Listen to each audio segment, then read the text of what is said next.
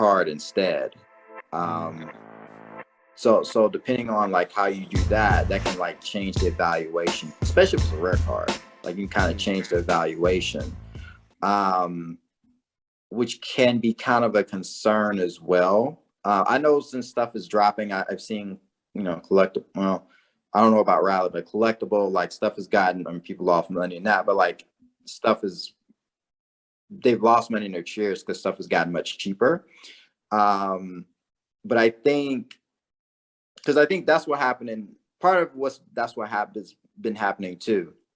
Because February, March 2021, when everybody's just like lost their mind buying cards, because I think people were afraid that these companies and billionaires will come in and buy up all of the top people of like LeBron, Jordan, and Kobe, and they just wouldn't be on the market, and you'll just never see it again unless it's 10x of what it's worth. And it's like, to people, to the average person, it's like, this is my last time that I can get this card. So they just put all the money in to these cards, which kind of caused like a correction / crash in that sense.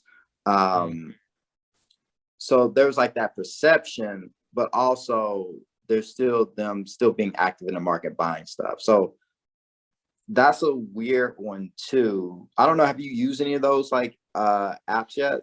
No, I haven't. I like just for me personally, I'm not too interested in doing that, just because, if I have a card, owning a portion of a card feels very strange to me. Like, it feels like it's like, I don't mind owning a portion of a share in a company or something, if I believe in that company, but that's a different scenario. But owning like a portion of a card, and I can never have, I do have cards that are my cards in like on ComC that I've never touched, but I know that the ones I want to keep, I will eventually be able to, like we're moving back to the States next year, and some of the cards that I've been buying up just for my PC, I know that I'll send those back to me. I'll have them in my hand. I'll be able to look at it. I'll be able to put it in with my PC cards and pull it out whenever I want.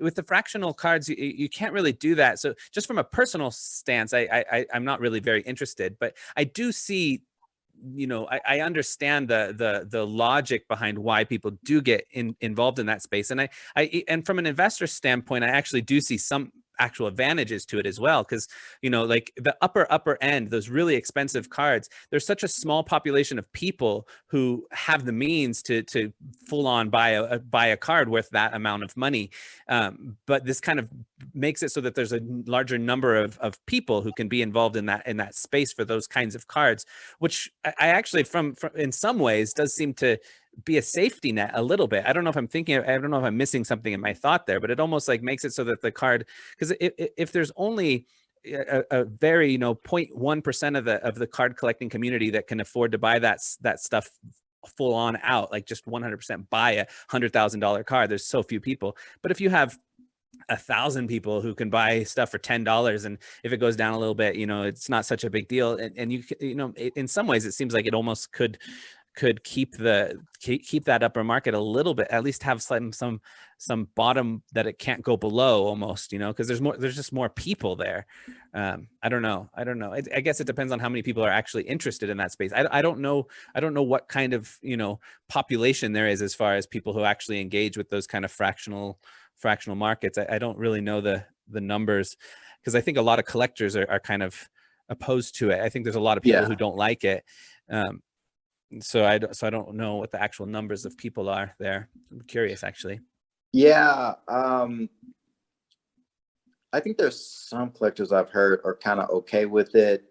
I know a company like Rally, they've done this with used cars, and they've been, or not used cars, but like vintage cars, and they've been successful. And now they've gotten into cards. Do they do like timeshares on the cars or something? Like, could people drive it one day of the year or something like that? I'm not sure. I've seen a lot of stuff, because you can buy shares of wine. You can buy shares of, because on my channel, I'm gonna get into like a bunch of different kinds of collectibles. I'm kind of using sports cards, and I'm getting more into Pokemon, Yu-Gi-Oh, Magic, and stuff like that. But like I'm gonna use all that to get into more collectibles overall. because I'm interested in coins in the graded currency market as well. But Cool. I think like you can basically buy comic books, coins, all kind of stuff, and shares of, which is really interesting. But yeah, I mean, like as a collector, like, yeah, I get what you're saying. Like I want to actually hold it, you know, be able to look Yeah. at it, like have it in my possession.